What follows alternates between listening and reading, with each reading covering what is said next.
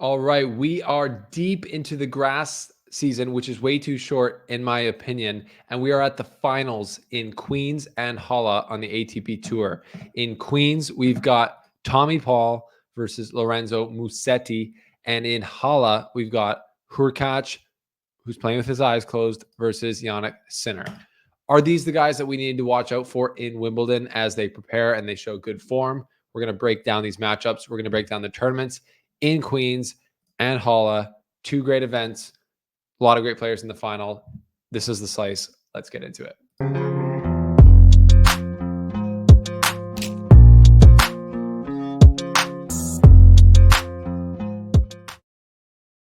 Okay. Well, the grass season is here. It's halfway done almost, and it's been like less than a month since it's been here. But in that time, we've got to see a lot of interesting things. One of which is, who's going to be in the best form coming into Wimbledon. A new update is that it does look like Djokovic will travel to Wimbledon, or it's been announced that he will travel to Wimbledon. So he's looking like a very potential that he's going to try and play Wimbledon, which was not looking good after the French Open. So that's new. We're not going to see him before Wimbledon play for sure, but all these other younger guys who have, again, don't have a ton of experience on grass throughout their career because the season is so short, they're showing out, and we've got some idea who's playing better than others on the grass. If you're new here, welcome to The Slice. I'm Steven. I'm the host of The Slice. We've got a podcast coming out tomorrow with JP Hovey, our new co-host there. We're having tons of fun there. So check us out on the links below. And thanks for being here. Subscribe. If you haven't subscribed, there's a phenomenon that people are noticing that when you subscribe, you become a better tennis player. So it's like a no-brainer. So appreciate your support. And this is what I'm talking about. So Sinner, Alcaraz. Alcaraz just wins the French Open, beat Sinner en route. Sinner won the Australian Open. Who's the real number one? Sinner's the number one on paper on the ATPTour.com. But coming into Wimbledon, Carlos Alcaraz is the defending champion. He's the defending Queen's Club champion, and he looks great on the grass. But Sinner's already made the semifinals of Wimbledon twice, and he's obviously having a career year. So how is his game going to translate to the grass? Well, the answer for that is great, because he's in the final of Halle, looking great, sliding around the court like it's nothing, just playing great tennis. Whereas Alcaraz, on the other hand, lost early in Queens to Jack Draper, the young Jack Draper, the British Batman, as I call him, so Alcaraz was not able to defend his Queen's title and lost some points there. So interesting. We're going to get into it a little bit more in depth as we look at the draw. But does that kind of give like an early hint that maybe Sinner's going to be a little bit more comfortable coming into Wimbledon on the grass? Just my initial thoughts are not really. I do think that the season is so short. It's always really hard to tell who's going to do great at Wimbledon based on the results in Halle and Queens, because the sample size is just so small. We're going to talk about on the podcast tomorrow, is the grass season too short? And we'll weigh in on that kind of conversation a bit more. But yeah, Sinner's doing better in this week than Alcaraz did. Alcaraz might just wait till Wimbledon, but he's going to rely on the fact that he literally won the tournament, beating Djokovic in the final last year. So he's going to be feeling pretty good, I think. And that 5-set format will help him because he's such a beast over the 5 sets. That's clear? That's clear to me. Okay, let's look at some of the results here. So we're starting with Queens. So Tommy Paul beats Sebastian Korda today, 6-4, 7-6. This was an interesting match. Sebastian Korda has been playing great on the grass. He's got a big game for it. But Tommy Paul, who took out Jack Draper earlier in 3 sets, has been playing great. And he is a treat to watch on the grass. You really get to see the skill that he brings through his game on the grass, where the speeds are different. His serve gets to show out, and just his touch around the court really, I think, separates him from a lot of the other players that are a little bit more robotic. So if we dig into the stats here on this match, hour 41 minutes, there was a few stoppages. Korda was struggling with some physical things. He had the trainer out a few times, but Sebastian Korda is a much taller guy than Tommy Paul, and the serve rating was 280 to 240 in favor of Tommy. Tommy had 5 aces to the 3 from Korda. So that's a pretty big advantage there. He got a lot more first serves in, 68%. Maybe he was rolling them in a bit more, or he was just having a great serving day from that percentage. Didn't win it. Sebastian one more percentage, which is, I think, to be expected as he is the bigger server in general. But look at this second serve stat with Tommy Paul winning 65% of his second serves. He's got that great kick on his second serve. So he was able to do well there. So the serve is obviously massive on grass, and the grass gives Tommy even more purchase on his serve, which has been improved anyways in general. So yeah, really good match from Tommy. 24 winners, 12 unforced errors. That's a great ratio. Brad Stein, his coach, friend of the show, will be stoked on that for sure. And yeah, he's into the final now to play Lorenzo Musetti, who kind of I thought was a little bit funny. We had a picture here of Lorenzo falling to the ground after he won his semifinal. He's Italian. He's got the flair. And my thought there was, I saw on Twitter, people were like, he fell down after a semifinal victory over Jordan Thompson. Jordan Thompson, great player, but like Musetti should win that match. And then it's like, in my opinion, I'm like, bro, act like you've been here before. You got to be winning these ATP 500s. Like that should be, I know it's good for you to get there, but it's kind of funny to see him rolling on the ground after winning the semifinal, in my opinion. Not a lot of other guys are doing that. Just saying.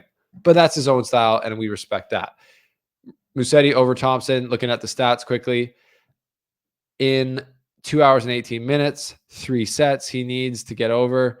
The serve rating, pretty high, 282. 2 aces, 2 double faults. Won 75% of his first serve points. That's pretty big.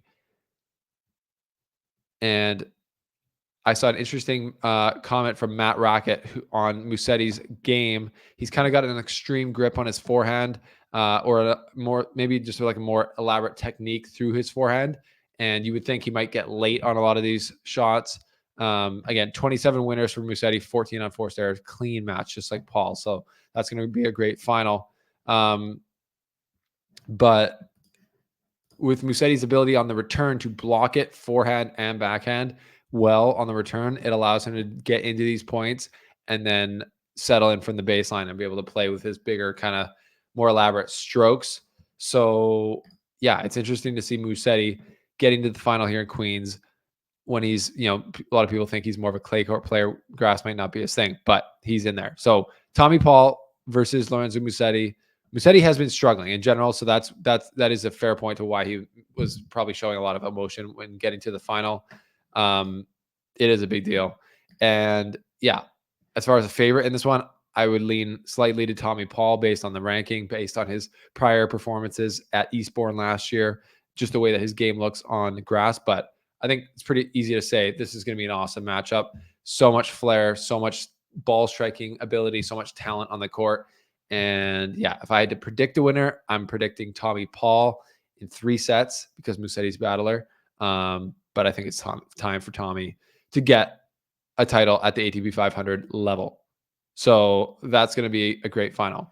Now we go over to Halle, the Tara Wortman Open, where we've got Sinner and Hurkacz in the final. Now, Sinner, like I said, has been playing great. He's got the sliding down. At Wimbledon, the last 2 years when he's played Djokovic in the semifinals, last year was better. Even though it was 3 sets, he seemed like a little bit more comfortable, but getting up 2 sets the year before and then losing in 5 wasn't great. He's in a totally different place than those events when they were taking place. He's now number 1 player in the world. He's won a major. So I think any aspect of those results that were like mental or from a lack of experience at that level, they're gone. So his game now is just showing out on the grass. And yeah, I love what I'm seeing. There's been a couple of absolutely ridiculous points so far in the tournament where he's chased down balls, slid into shots, dove in on the grass, got back up really quickly. He's just a beast. He's a beast in general. We all knew that.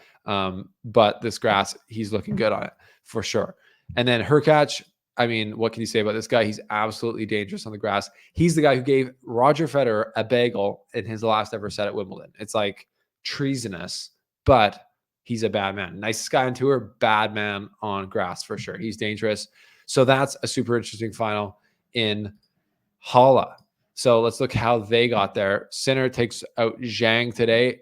It was, it got a little bit tight at the end there, 6-4, 7-6. Still a nice win for Sinner, and Zhang had a great tournament, hour and 40 minutes. The serve rating 311. So the other guys in the Queens final were about 280, 311 for Sinner, 8 aces. Zhang's serving was great as well. First serve percentage 65%, winning 81% of his first serves. That's big time from Jannik Sinner. Didn't get broken, saved the one break point he faced, and they don't have the winners here. So that's interesting. Okay. So yeah, Sinner takes out Zhang. Hurkacz takes out Zverev, and obviously, and he took out Giron before that. Obviously, beating Zverev is a pretty big deal, but I think Hurkacz in general has had more success on the grass than Zverev has, and 7-6, 6-4, another 7-6 and 6-4 match. That's pretty crazy. Serve rating here 302 and 319.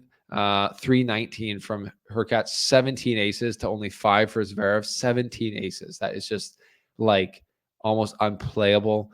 First serve points won 81%. Actually, Zverev had a higher percentage behind his first serve, which is pretty crazy. But the crazy thing is Hurkacz is getting 75% of his first serves in. That's just a super high number, especially when he's hitting that many aces. So that's pretty amazing, I'd say. So Hurkacz Sinner, I made the tweet earlier that Hurkacz Sinner is a potential Wimbledon final preview. Like both of those guys could make the final of Wimbledon before Wimbledon. And I'm kind of forgetting now, did Hurkacz make the final of Wimbledon 2023? No, he lost in the round of 16. What about 2022? That would be also a no. Wait, what? 2022 did Hurkacz not beat Roger Federer? Was that 2021?